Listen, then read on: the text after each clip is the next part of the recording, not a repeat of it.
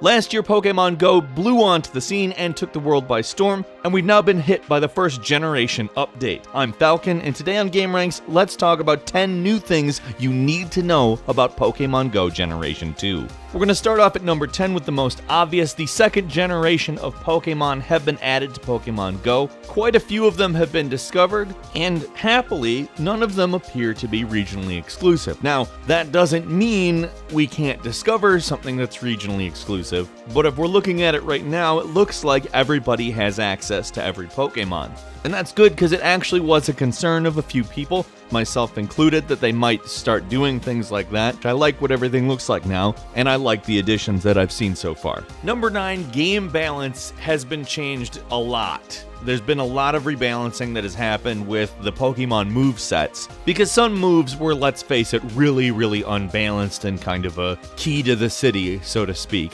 On top of that, the fighting mechanics at gyms has changed a little bit as well, most particularly in that you cannot spam moves anymore at all. A lot of moves that were very easy to spam are now slower, but at the same time may actually cause more damage in some cases. That's been reported. Which means these moves' value hasn't been hurt necessarily, but they actually have to be incorporated as an element of strategy as opposed to mash it down, get it done. I like the idea that you have to think a little bit more as opposed to just using the same move, that you can win easily by just repeating. Number 8, there's now a 50 experience first throw bonus that you get when the first attempt that you make to catch the Pokemon, meaning the first time you throw the Pokeball at them, is the time when it works out. Which is something I think that really encourages getting better at catching them. The idea that you can level up faster simply for being better at catching them, I like that. I like that a lot. And honestly, if you just get good at it enough to do it on the first throw every time, you're going to be able to spend more time catching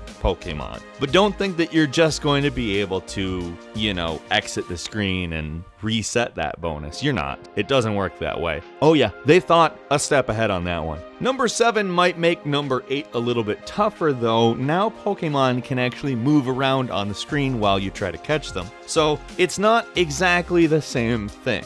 There's now another element of skill that you're going to need to apply in order to catch the Pokemon as you're roaming around your town looking for the next big catch. It feels just a little bit more natural that they actually do a little bit to evade from you. But that being said, let's not get too crazy with this. We still want it to be possible. I think this is just something that makes the game feel a little less weird at times, and I do actually consider it to be a positive change. So number 6 is a change that doesn't have any immediate effect, but I think that it's something exciting. There is now a visible gender to the right of the health bar on all of your Pokemon. Now, what this is leading people to speculate is that breeding is a feature that may be coming soon, which I think is very interesting on account we have had specifically evolution-based new Pokemon, but if we have breeding, it could potentially open the door to something that feels closer to a custom Pokemon. Now this is, as I said, speculation, and in theory they could really just make it so that certain Pokemon give you certain other Pokemon. I don't know. They haven't given us any indication other than this gender, so I'm definitely extrapolating a bit from here, but it's an interesting thought. Number 5, there are new moves, and the legacy moves, meaning the moves that were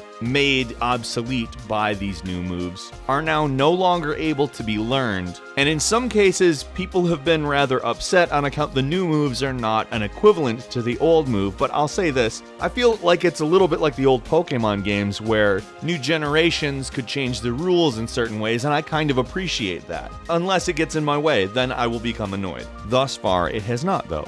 I'll say that. Number 4, Generation 1 Pokemon can learn new moves that were unavailable to them in the prior generation. To go along with the last point, it kind of reflects how the Pokemon games went in the first place, and it does in some ways feel quite positive on account it makes all of your old Pokemon a little bit more interesting. It gives you a reason to continue working on them. But as I said, the way that the legacy moves have been phased out has ruffled a few feathers. Number 3, evolution items are here, meaning you may have to get a certain item in order to evolve your Pokemon to their second gen form. These items come in all sorts of varieties, from dragon scales to sunstones to metal coats, various other things. Now, it appears as though they're quite rare. You end up having to get them from Pokestops, but be prepared to maybe do a little bit of traveling. They haven't been reported as very abundant. I personally haven't come across anything yet, but we'll see. It could be temporary, as we're pretty early into the update, and we've even had some server problems at this point. So who really knows? It could be chalked up to that, or it may be something that was intentional. Number 2, some Pokemon nests and spawns have been changed. So if you find yourself not being able to go back to a place that you typically find a specific Pokemon or just some Pokemon, it may be that that's not where you get them anymore.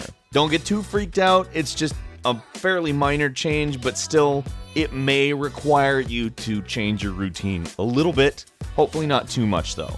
And finally, number 1 is very, very specific. Lapras has been nerfed. Now this is kind of upsetting on account that is one of the hardest Pokemon to find. And I've seen reports of some really big power decreases in various Lapras that people have. Now it may not be alone, there may be other Pokemon that are like this, but it seems as though it is the only one that has had its base stats decreased. Meaning you start from a different point, and building on top of that is going to be more difficult. And unfortunately, wherever you've built to is automatically going to be behind where it was as well. However, I would say most of the changes that we've seen are quite positive. There's a few things that are just simply different, and I would say that that's maybe the only negative, in my opinion. What do you think of Pokemon Go Generation 2? Are you enjoying it? I really want to hear from you in the comments. I mean, anything you want to say about it. We are very early on in the update, and we want to hear your thoughts. If you enjoyed this video, please click like, and if you're not subscribed, you should do so right now. We upload brand new videos every single day. As always, we thank you very much for watching this one. I'm Falcon. You can follow me on Twitter at Falcon the Hero, and we'll see you next time right here on gameranx.